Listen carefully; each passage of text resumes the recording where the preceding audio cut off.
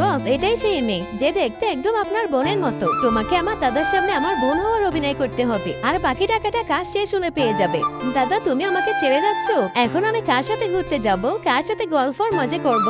Miss Rimi, আপনি একদম কষ্ট পাবেন না। আপনার দাদা এখন পুরোপুরি সুস্থ আছে। লামিয়া মা, তুমি কোথায় চলে গিয়েছিলে? আমি তোমাকে ছাড়া একদম একা হয়ে গেছিলাম।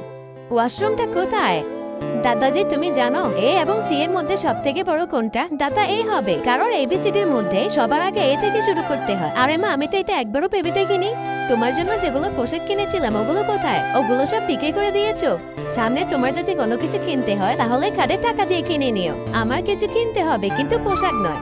দাদা, আমি জানি আজকে তোমার জন্মদিন, আমি তোমার জন্য কেক এনেছি। তুমি চিন্তা করো না, কেকটা সম্পূর্ণ সুগার ফ্রি। আমার পাগল নাতনি। চলো দাদা, আমরা সবাই মিলে কেক কাটি।